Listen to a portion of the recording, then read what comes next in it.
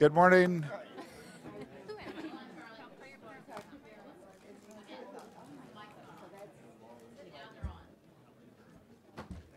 You just do that to twist me, don't you, Janine? It gets your day kind of going, doesn't it? Good morning, everyone. How are you? Can I have your somewhat undivided attention, please? Well, good morning. Before we start with our board meeting, we have a little different change, or little change in our schedule. We're going to have a presentation of a Sustained Superior Accomplishment Award, and why we're not doing that after we start the board meeting, I don't know, but not being one to question the wisdom of my colleagues and staff. Dale, Barbara Evoy. Oh, now I understand a little bit more of this. Yeah, but before we start, we are going to take item number 4 when we start the board meeting. So any of you that are here for item number 4 on the Truckee, it would be a good idea to submit your blue cards while Miss Evoy is up here smiling, presenting her award, just so we can get that out of the way in an orderly fashion. Now, Miss Evoy, I know I haven't badgered or intimidated you. You're ready to go. No carrots, no cakes, no. No. But you get 2 of us to do the award. Isn't that extra special? And we're going to start with Gita. I did a blocking move for Gita yesterday in the garage. I blocked her out so she could get my parking spot. I know she appreciates that. I heard you cut off Jean on the way in. Well. You need a new truck. Is that the lady that in the white vehicle that I cut off? Oh, nice.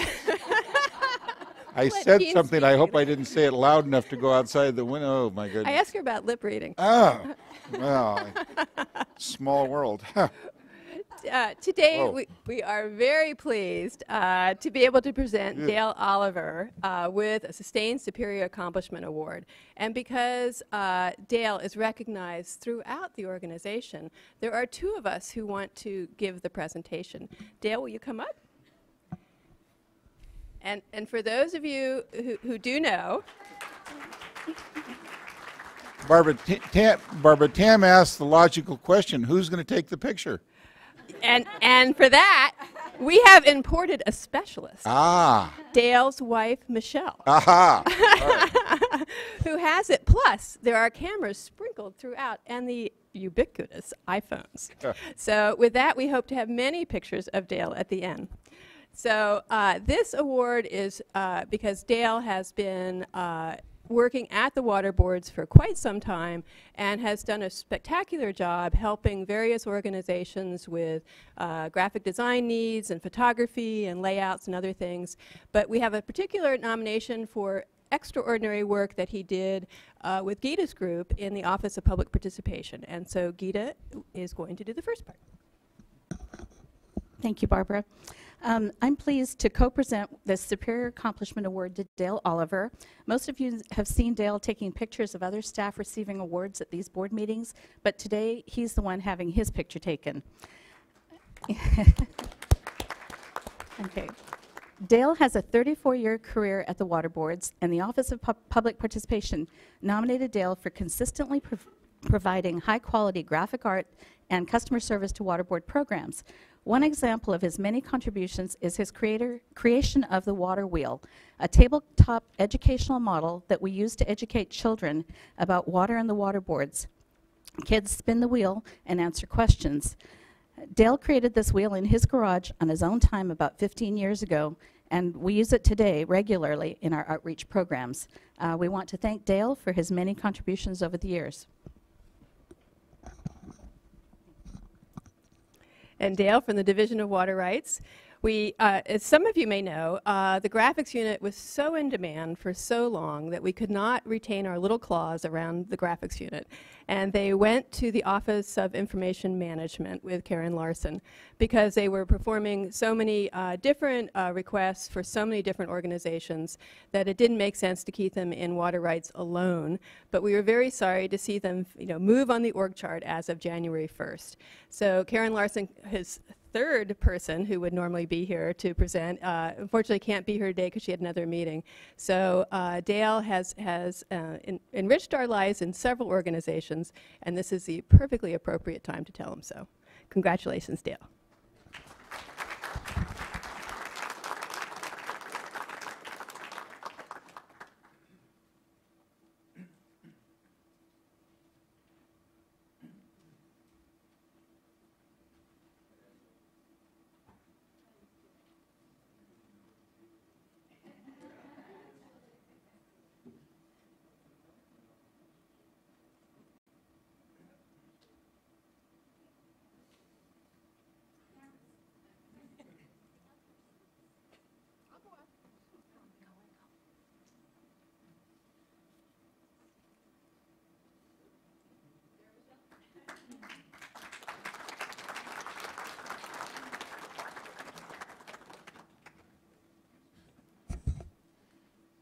With that, I will call the meeting to order and welcome you all today, Tuesday, February 5th, 2013.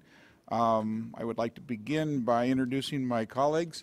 To my left, Board Vice Chair Francis Spivey Weber, and to Fran's left, Board Member Felicia Marcus. To my right, Tam Doduk, and to Tam's right, Stephen Moore.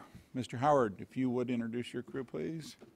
Yes, thank you. To my left, Michael Lawfer, Chief Counsel. To my right, Chief Deputies Karen Turgovich and John Bishop. Assisting the board today is Janine Townsend, who's giving you a blue card right now, and Courtney Davis. Okay. Okay. Thank you, Tom. As all of you know, we need to go through the exit procedure in the event of an emergency. Watching the news, unfortunately, there are more emergencies around the world than we like to think about. So if there is an alarm, if you would exit through the back, one of the doors, down the street and across, or down the stairs and across the street to Chavez Park. You're in charge of turning it on. The green button's on, and it's as close to my big mouth as it always is. So if you can't hear me, maybe you need to look in the mirror. My dear, sweet Janine.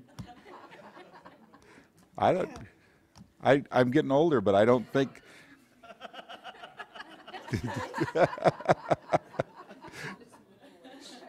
She can't throw a grenade that far. I don't know what to. Oh yeah, she can. I don't know what to tell you, Janine.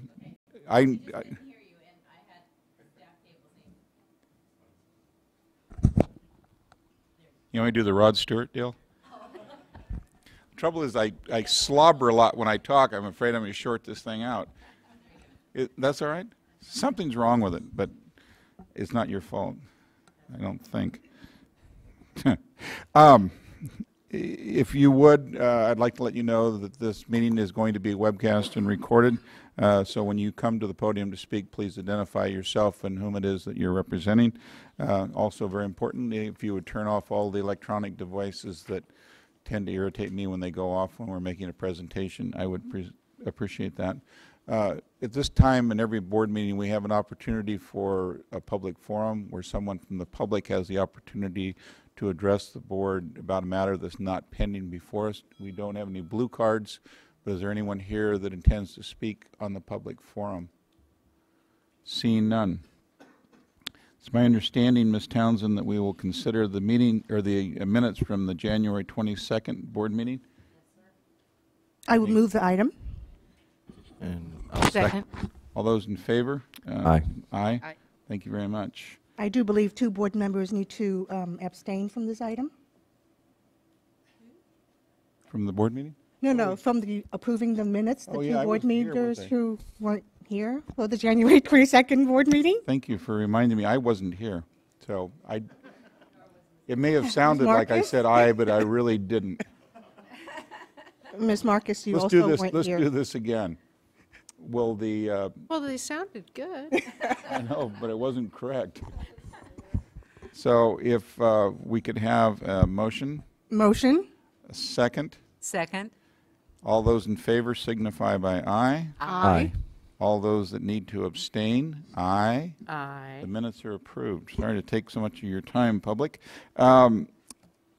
At this time, I would like to ask my colleagues if they have any reports they may like to make. Ms. Dodo? Just a quick one. I attended the Central Valley Regional Water Board meeting last week and heard a very good presentation from the Delta Regional Monitoring Program. I don't remember when we last had an update on that, but it might be something to flag for a future informational item. One of the questions that came up, which I thought was intriguing, and I want to follow up with staff at some point, is the question regarding our efforts with the toxicity policy and the biological objectives, and how that will integrate and be incorporated into the Delta Regional Monitoring Program. Also, the Regional Board conducted a workshop on WDR for individual growers, from the Irrigated Lands Program, and shockingly, only one person attended and made comment. They had allotted 2 hours for the item, which I think was finished in like half an hour. So I thought I would report on that. I think it's either everyone was somewhere else, it was a Friday after all, but I think it could also be an indication of the good outreach, hopefully, and collaboration and communication that the Regional Water Board and various folks are doing on that effort. Either that or they were all at their attorney's office, one of the two. I would like to think positively. I think so, too. Thank you, Kim. Anyone else? Actually, Friend. I attended and participated in a panel at BACWA, the Bay Area Clean Water Agency annual meeting with Region 2, and there was half of the meeting was spent on nitrate issues with wastewater plants. We hear a lot about nitrates in groundwater, but this was about nitrates at wastewater plants. And particularly interesting was some new technology. And so it just reminded me that sometime this year it would be good to have some presentations on the kind of latest and most promising of new technologies that are out there, particularly on this issue of nitrates, both within wastewater as well as in groundwater. So I just wanted to put that on your agenda and our agenda. Thank you. You know, I've been here for 7 years, and I don't think I've ever given a report during this section of the board meeting, but there is something I need, most of you know, but I need to acknowledge to the world. Sometime in the next few months, I am going to be retiring. Not that I'm going to go sit in a chair someplace, I'm just going to sit in a different chair. It's time for me to go home, and I say that with certainly a degree of sadness. I could have a room 4 times this big of people that have been before us and tell them how much I've enjoyed working with them and the challenges that all of you have brought to me. They've been interesting challenges. I've particularly enjoyed working in an environment where my point of view wasn't always the initial line of thought, but occasionally prevailed. As all of you know, I think I come from a little different background than some, which doesn't make me anything other than a little different. But this has been a very fun experience for me. I, like anyone, have a myriad of reasons why it's time to go. None of them have to do with bitterness or disgust or disdain for any of this process. It's certainly a challenge to come from the regulated community into the chair of a regulator, which all of you, I think, can fully, appreciate. But it's been a wonderful challenge for me, and I don't say that because I need to say something nice. It's because, I wouldn't say something nice if I didn't want to, but this has been a wonderful experience for me, and I'm not going to take your time with going through all of the reasons. One that you might suspect is very true, and that is that probably I enjoy planting seeds and providing healthy food to people as much as anything in life, and so I'm looking forward to having my dog jump in the front seat of my pickup every morning instead of whining when I leave and heading out to the ranch. So that's been an important part of my life, something I want to do, and I intend to continue doing it. There is something that has been on my shoulders and been a burden to me ever since I have been here, and I have to share that with you, because maintaining this executive wardrobe over the years has been a financial burden to me. I don't know if any of you have priced Wranglers lately, but they're damn expensive. And to think that I've got to buy those kind of clothes to appease all of you irritates me. And so it's going to be nice that I'm going to be able to dress down and be suited like the colleagues I will have in the field. So obviously I say that with a twist of sarcasm, but it is true. I mean, when I came here, I don't know how many damn suits I bought. I went down to the freak shop, which, you know, where I go buy clothes, you're either real short and real fat, or you're real tall and skinny, or real tall and fat, and they find clothes that fit you. And I bought suits that I haven't worn because I just have always had this aversion of having something around my neck. And I did this weekend when my son got married. I did this summer when my daughter got married, and it didn't bother me, but I do realize that I haven't necessarily met the professional dress code over the years, and I don't apologize about that. I just want you to know that I at least recognize that. So with all of that, I'll be here for a while. I don't know exactly how long. It's important to me to make sure that we have continuity. I love my colleagues. If you look at us, we all come at things from a slightly different perspective, and we don't always just agree, which I think is just about as healthy as any regulatory setting you could ever get into. And so, you know, I'm sure they won't have a problem finding someone to take my place, but it's important to me that we maintain this, you know, continuity that we have. We have so many issues before us. The difficult thing, quite frankly, is it's not like, you know, Gordon, you've worked on this case for a long time. Hopefully today you don't ever have to think about it again, but I'm sure somebody's going to make give you something else to do on it probably. But there's no abscission point. There's no point where you can say, this is a perfect time to leave, because while all of you are here for an issue, there's a whole bunch of other people that have other issues, and none of them are easily resolved, and as time goes on, they become more convoluted and more complicated and have more ramifications on other things, and they're just never that point. And so this is the point that I've chosen for no particular reason other than I want to go home. And so thank you all very much.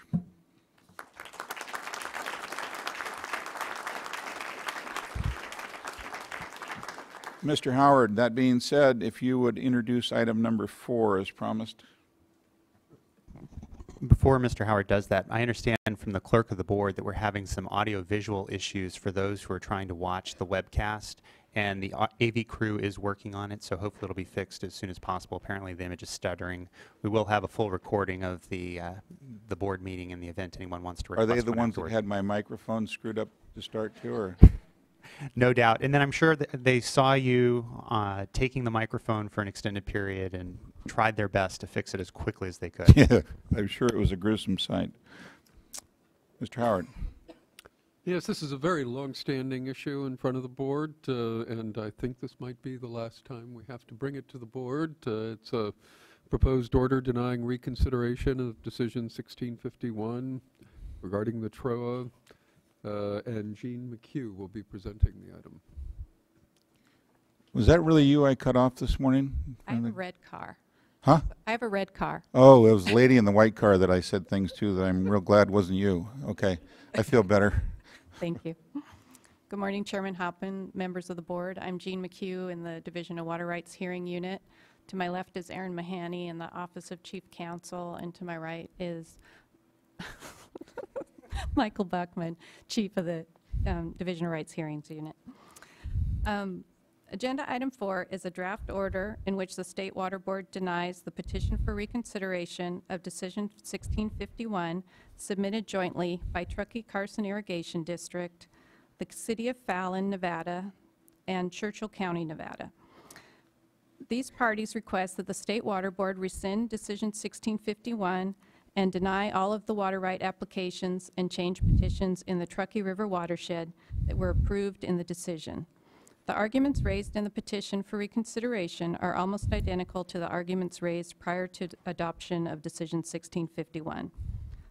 The petitioning parties have not provided any new arguments, new information, or supporting authorities that materially change any of the issues raised in their previous submittals to the State Water Board.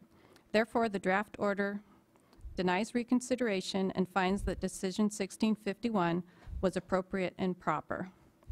The draft order was released to the public on January 9th, 2013, and written comments were due on January 23rd, 2013. The State Water Board received only one comment letter, which is in support of the draft order denying reconsideration.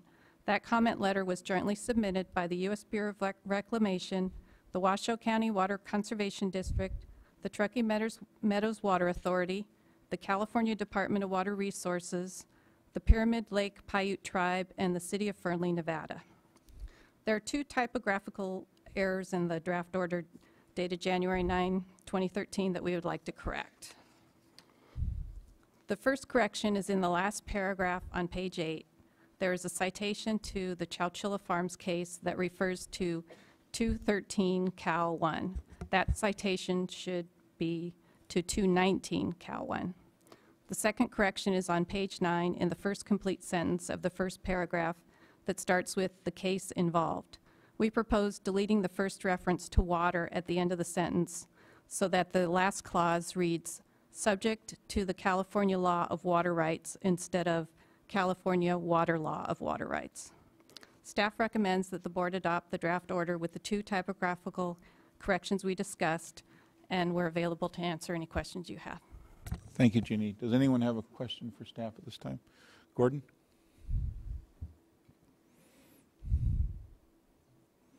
Good morning, Mr. Chairman and members of the board. Gordon DePole, Counsel for Truckee Meadows Water Authority, speaking on behalf of all of the folks who submitted the comment letter. Want to again thank the board and its staff for all of the work in processing these change petitions and applications, and we fully support and are in agreement with the draft order as corrected. And thank you very much. Thank you, Gordon. Thank you for your time. Jeannie, is that all you have as far as blue cards? Any further discussion with staff? No, with that, I'll move for adoption of the item with the two changes read by Ms. McHugh. I'll second that. All those in favor? Aye. Aye. Aye. Thank you very much. Mr. Howard, item number 3, please. Good job, Andy. Thank you. This item is consideration of adoption of a revised draft NPDES permit for discharge of stormwater from Phase 2 municipal separate storm sewer systems. Presenting this item is Christine, I think, and Emel Wadwani as well.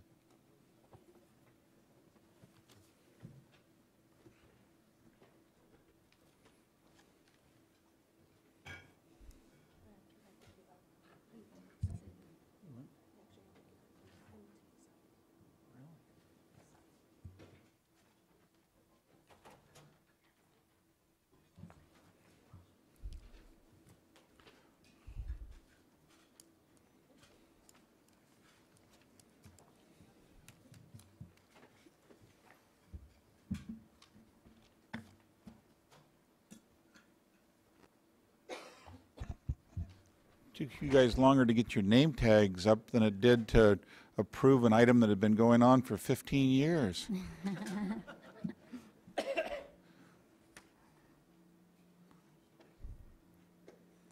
You the lead, Christine? What was that? Are you the lead, or is Allie the lead? We're all the lead. Okay, well, who's the lead? Who's the leader of We're just waiting for the PowerPoint, I think. Oh, okay.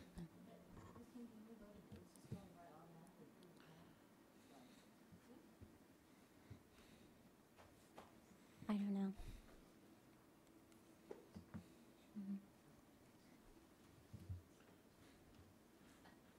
You want me to come help you with that, Janine? I have a lot of electronic skills that you don't know anything about.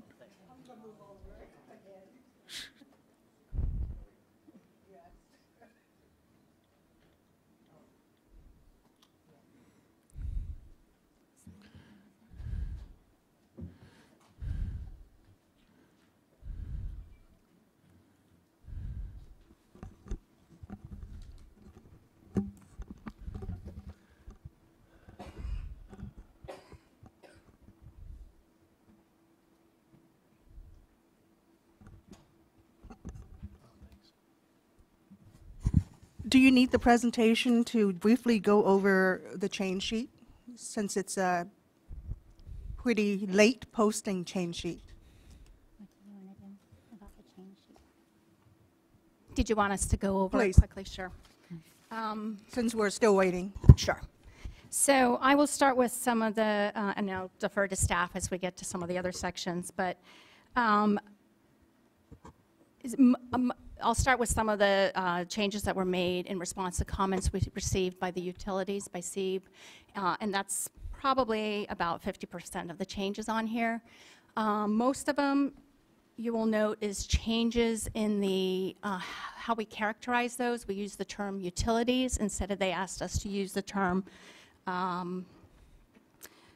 LUPs, which stand for, and I'm going to look this up quickly. Linear underground and overhead projects. So that's a number of the changes in here. They also ask that we make an additional finding concerning certain types of utility discharges, non-stormwater discharges that can go into a segment of the MS4 that discharges directly to an ASBS. We had already made a finding concerning utility vault discharges. We also made an additional finding on discharges that are for groundwater dewatering, potable water system flushing, and hydro test discharges. The finding states that we expect, as the permitting agency, we expect that these discharges will not alter natural ocean water quality, which is the finding we are required to make if a discharge, a non-stormwater discharge, is entering an ASBS. And there are corresponding provisions in attachment C allowing these discharges to occur as long as they're not altering natural ocean water quality and as long as the regional board doesn't find that they are. And it just clarifies that the MS4 itself can always prohibit the discharge, that they have authority over their MS4. And on what basis do we make the finding that it does not alter? The finding was made on the basis that these are short-term intermittent discharges, and that the importance, because of often needing to address emergency conditions, necessitates that these discharges occur. However, we kept the balance by saying that the regional boards, if they find in a specific instance that there is a problem, that they could then prohibit those discharges. So I'm not going in line by line. I think it's easier if we do it kind of by topic. And I'm not going to... Mel, can I just jump in real quick? Because I want to emphasize another point that you touched on, but I'm not sure it was clear enough, which is that in addition to the regional board or the state board determining that these are causing and contributing, the MS4 itself has that ability to prevent, which takes us away from the putting them in a box where we on one hand allow a discharge, but on the other hand say that that discharge is causing a problem to the ASBS, and there's nothing you as the MS4 can do about it. So that That's a good point. Thank you, Jonathan.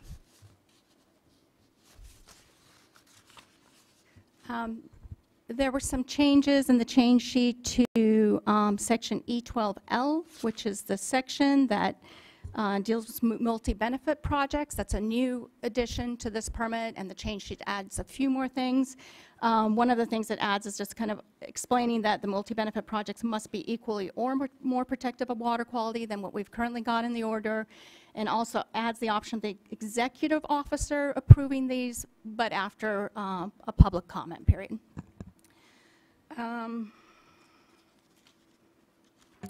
That change is made in several places. Along those lines, there's a change to the provision. We had added about smart growth projects. We basically moved that provision into exceptions to requirements for bioretention facilities. It really belongs there. It was a little confusing when it was put as a separate section. To the dispute resolution provisions, we added, in addition to the permittee, that another interested party could request the dispute resolution. That was an omission. The way we had drafted it, it looked like the permittees only could come to the state board with requests where they disagreed with the regional board discretion. This clarifies that that doesn't just apply to permittees. An NGO, for example, that's concerned about a regional board discretion can bring it to state board. That's in the change sheet. There were other changes to the dispute resolution provision that I think Christine will address. And I think the remainder of the changes are primarily some clarifications to the designations. Is there anything else I'm not touching on in the change sheet?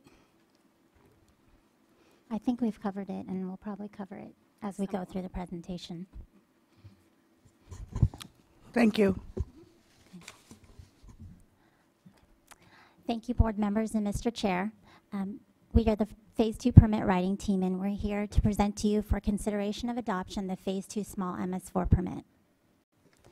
Before we begin today, we'd like to take a couple moments to acknowledge the entire California Water Board team that helped us develop this permit and present it to you today. To my left, Allie, ML, and Eric. They've worked very hard for a long time to get this to you, so I'd like to commend them for all their work. We want to acknowledge Vicki Whitney, Walt Shannon, Rick Rasmussen of the Division of Water Quality for their help and support, and of course Jonathan Bishop, who helped us along the way to meet with the stakeholders and get through the barriers and issues in this permit. And you met Phil Hammer and Dominic Rock at the January 8th workshop. They helped us tremendously. And I want to mention Amy Cranston and Bruce Fujimoto, who no longer work for the Water Board. Bruce retired from state service after 35 years in December, and we want to definitely acknowledge him. We'd like to acknowledge the stakeholders that we worked with. We met with them many times over the phone and in person. NRDC Heal the Bay, CASQA developed subcommittee groups for every program element of the permit, and so that was extremely helpful. And we met with all the groups of non-traditional MS4s, the military, schools, UC system, and so we want to thank them. So our presentation today will go over the permit renewal timeline and then the summary of revisions, mainly focusing on the January 8th discussion of the workshop.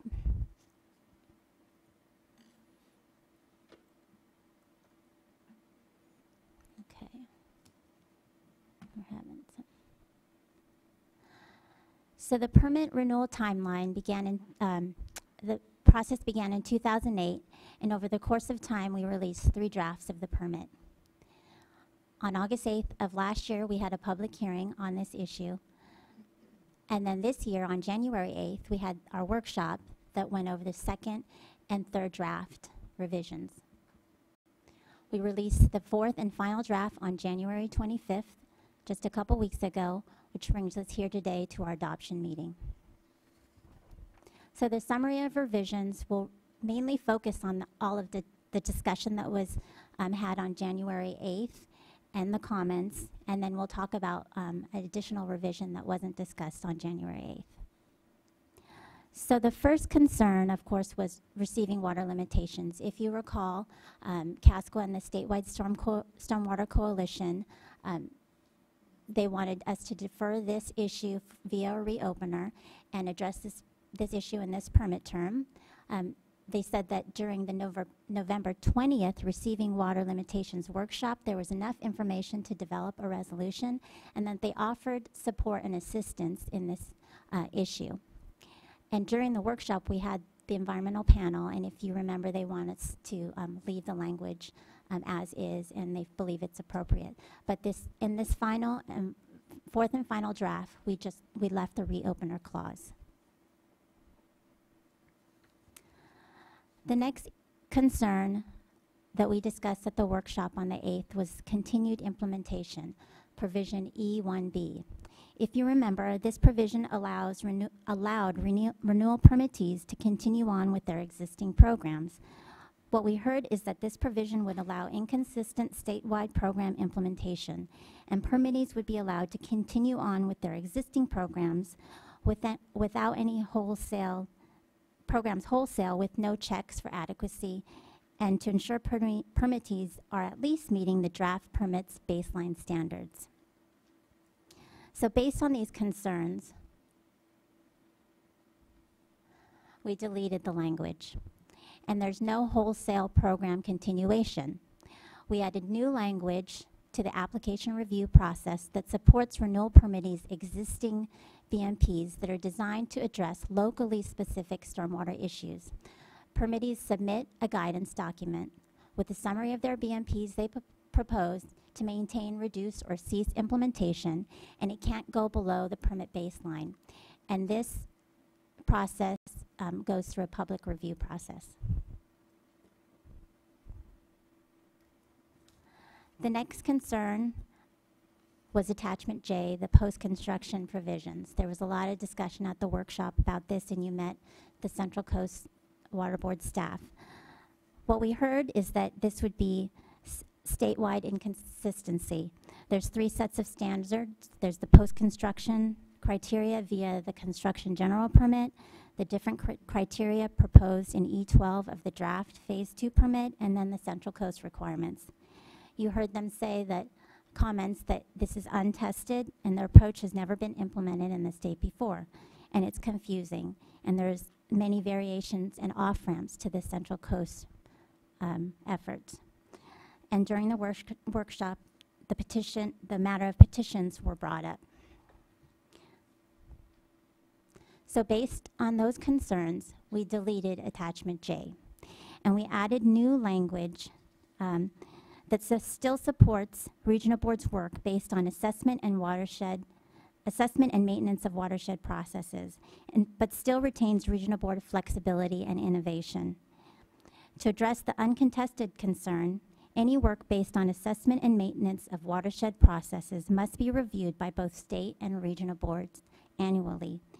And this language should no longer be confusing because it's the E12 provisions, and then Central Coast permittees would comply with the Region 3 efforts. To address the issue of process. Christine, can you tell me a little bit about the state and regional board review process? Will they do that together? Will they do it independently and look at the results? How are we going to have a process there where we don't have the state board saying one thing and feeling one thing and the regional board somewhere else? How are we going to bring that together? I believe in, So really what we're getting at here is just to continue the dialogue with Region 3 and learn from what they're implementing, and just keep that dialogue open each year, check in. So as state board staff is coming up with this watershed criteria, we can check in with Region 3 and continue on. So it'll be kind of like annual reporting between the regional board and state board staff. I guess I'm having a little trouble visualizing the process, but I'm sure it'll work. It'll work. Well, will it be formal? What was that? Will it be formal? Will you have a formal consultation with each other, and then will you bring the results of that consultation to the state board and to the regional board to show, agreement? So I think the way that this will be implemented is the regional board, it'll be more on staff level. So Dominic, Phil, the guys that are working on the post-construction measures, would work with state board staff. So it wouldn't be necessarily a formal process. In that way, it would be more of a collaboration between the state and the regional boards. And Mel might want to add. John just pointed out that there might be a little bit of confusion about what we're talking about. So there's a separate issue of the joint effort that the Central Coast had adopted in the fall, and how we're going to deal with that and how that interplays with this permit.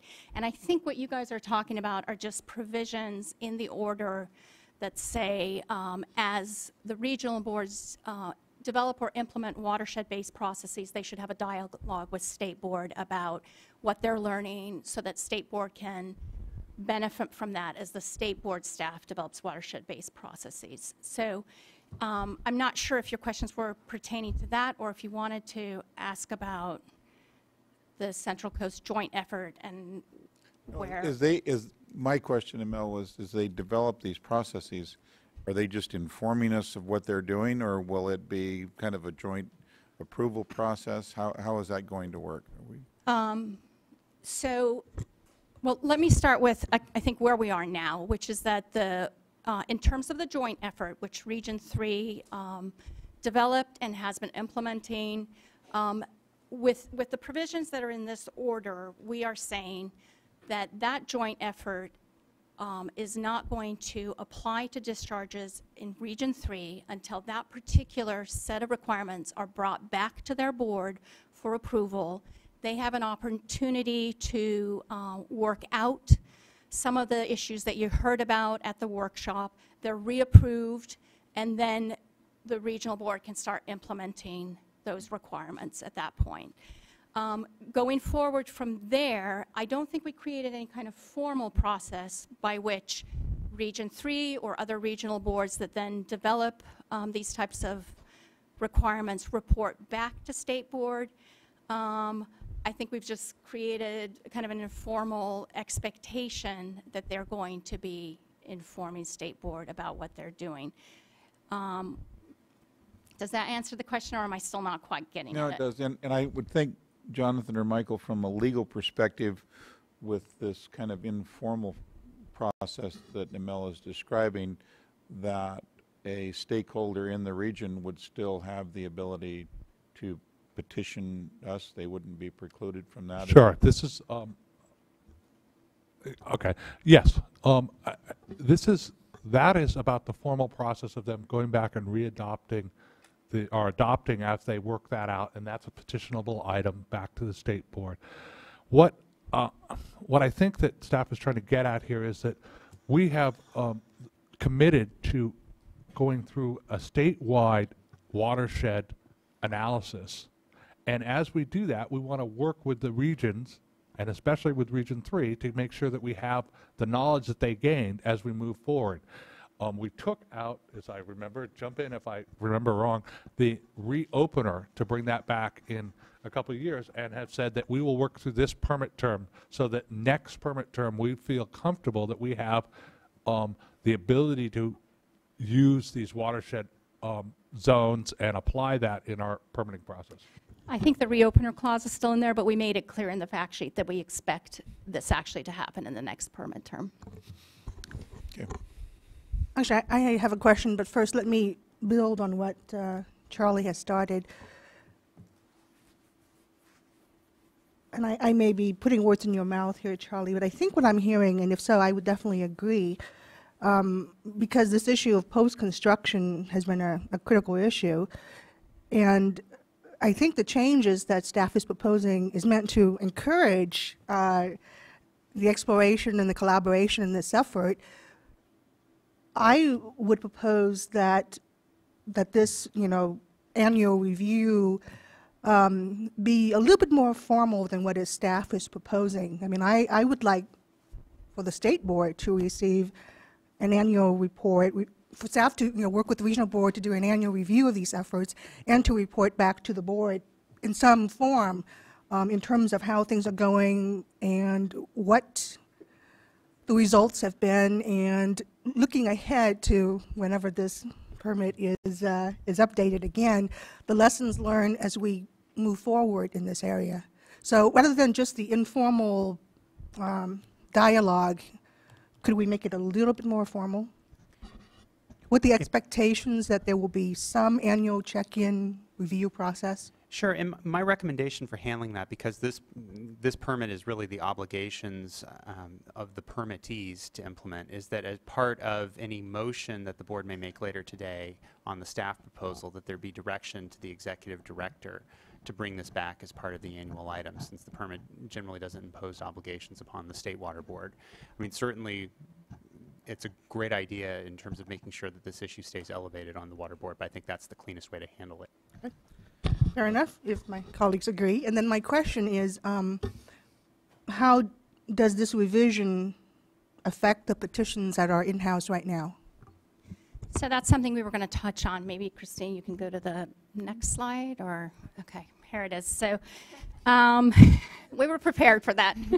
Very intuitive. So I've said some of this already, but I just wanted to offer an explanation of the interplay between the new provisions regarding watershed management zone-based requirements in the order and the petitions pending before the board on the Central Coast Joint Effort Resolution. Under the revised provisions, the joint effort provisions will go back to the Central Coast Board for approval, and we hope that this will allow the regional board and the participants in that joint effort to work out some of the unresolved issues that you heard about at the workshop. The existing joint effort resolution imposes requirements through an update to SWAMPs, to stormwater management plans, which are no longer required under this order if you adopt it today. And therefore, their resolution has no effect under this order. So State Board's expectation is, or our expectation is, that the pending petitions will be moot if the board adopts the order today. I did add some language, proposed language for the fact sheet, which is not in the change sheet, but this helps clarify a little bit more the process. State Board will evaluate following adoption of the order as part of the petition review process whether the petitions are in fact moot in their entirety. The fact sheet discussion was perhaps a little too cursory on that point, so this is proposed language that changes the fact sheet language slightly to say that instead of, there's a strikeout missing actually. If you go halfway down, the State Water Board considers should be strikeout. Instead it says expects the pending petitions on that resolution to be moot. As of the adoption of this order, as part of the petition process, the State Water Board will evaluate whether the entirety of the petitions are moot following adoption of the order.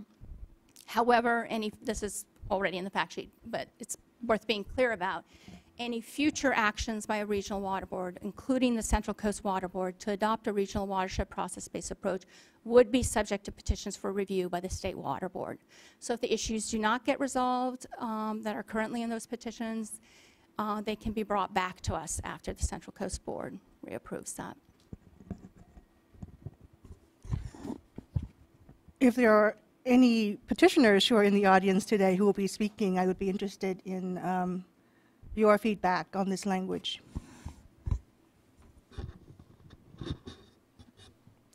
I'd like to make one statement about that discussion about the annual check-in.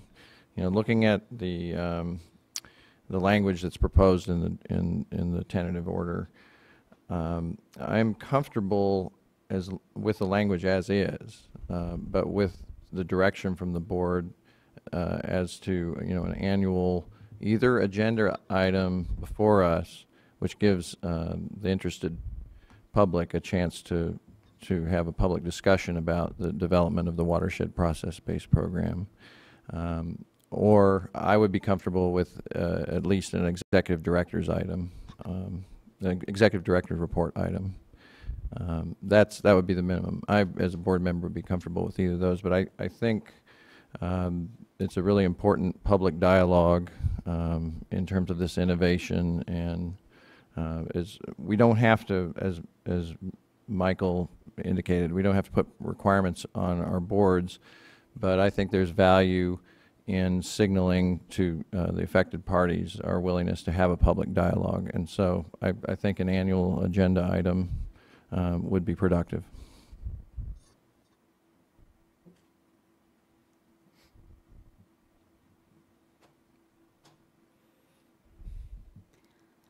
So the next concern that we heard from the comments and at the workshop was watershed management zones. What we heard is that 2 years is not enough time for State Board staff to develop WMZs for all of California, and we heard that the approach is untested and not vetted. So to address the concern, in the last revision of the permit, we realized it would take longer than 2 years, so we added interim hydromod requirements.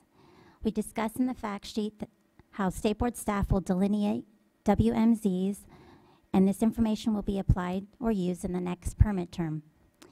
If WMZs are developed prior to the end of the permit term, we can reopen the permit to incorporate WMZ criteria through a reopener clause.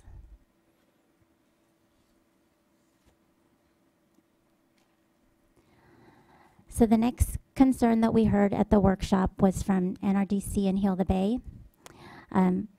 They had a lot of concerns. One, to require on-site retention of the 85th percentile storm event, include all retention practices, not authorize alternative designs like biofiltration where retention is possible, and to include minimum hydromod controls.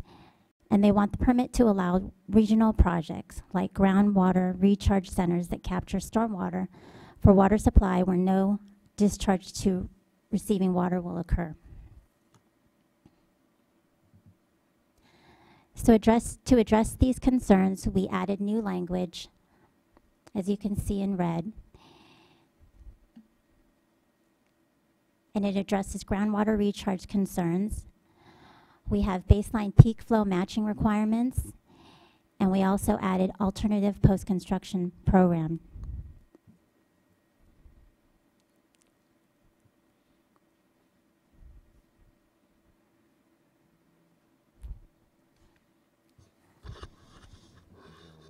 The next concern that we heard was regarding dispute resolutions and regional board discretion. There are a couple areas in the permit where regional boards can invoke discretion to require additional monitoring, for example, or a different path in outreach and education. We received comments that the dispute resolution process should be proactive rather than reactive, with State Board approving executive officers' discretion, and the regional boards should adhere to certain criteria when invoking discretion. So to address that concern, we revised the language, but we did not make the dispute resolution process a proactive one. We believe that such an approach would significantly slow down implementation of the permit provisions by involving State Board management at each instance where a regional board executive officer exercises discretion under this permit. And therefore, staff left the process in which disputes are initially attempted to be resolved with the regional board EO and only brought to the State Board executive officer after a resolution was not agreed on.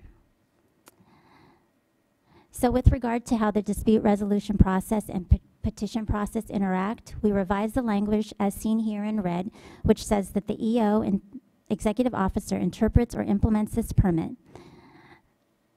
We consider him or her to be acting as the agent of the State Water Board, and as a result, those actions are not subject to petition to the State Board. However, if a regional water board itself acts or the EO acts independently outside of this permit, we believe the action is petitionable.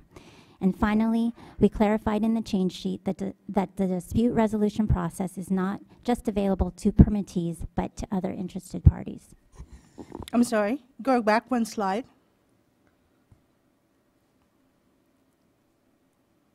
So how does your, no.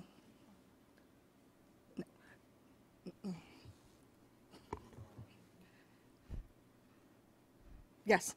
So how does your proposed change address these concerns? It certainly doesn't, you're right, it's not proactive. I don't know that it, well, explain. I think we're giving our answer to it, but it doesn't address all of the concerns. We did not make it a proactive solution. We still have the same setup where we are expecting the discharger to go to the regional board first, try to work it out with them, and then bring it up to State Board. And in terms of the dispute resolution process, the comment we got was that it should not preempt the right to petition, but in certain circumstances, we believe that actually the dispute resolution process, because the regional board executive officer is acting to interpret and implement the state board permit, that executive officer is really acting as a state board action, and therefore it actually is, preempt is not the exact right word, but in fact it is taking the place of the petition process, because the petition would not be available to someone challenging a state board action. It's only if it's a regional board action, and we believe those are state board actions. However, because we clarified that, we also wanted to be really clear that if the regional board itself acts, or if the executive officer takes a certain action that's outside of this permit, and what by that I mean is relying on some authority, like a monitoring reporting authority, or cleanup and abatement, something along those lines that is not a component of this permit. They actually have independent authority outside of that permit, that those actions are clearly still petitionable actions. So I think the answer is that we disagreed with most of those concerns and tried to provide our explanation, but we didn't really make changes to accommodate them. Okay.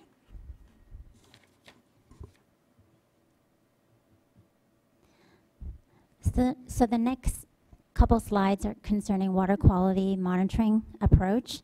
So to refresh everyone's memory, the permit is tiered and we focus on priority water bodies.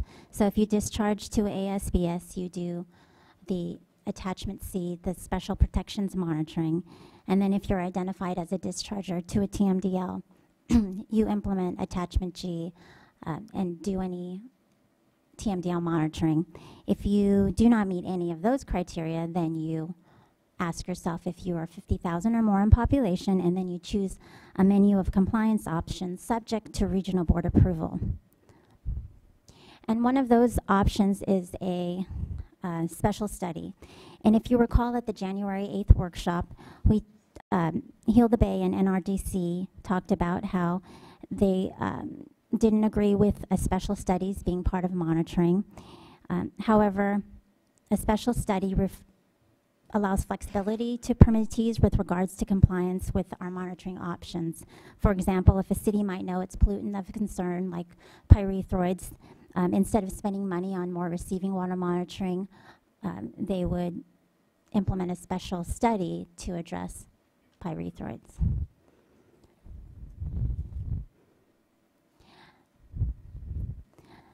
So during the January 8th workshop, Heal the Bay and NRDC addressed this concern. And basically what they were saying is that if you keep the study, we want you to have more robust receiving water monitoring. However, as I said before, receiving water monitoring is costly and the most expensive part of any stormwater program. So instead of deleting special studies, we revised the language a bit. We revised the monitoring flow chart to clarify monitoring requirements, and we emphasized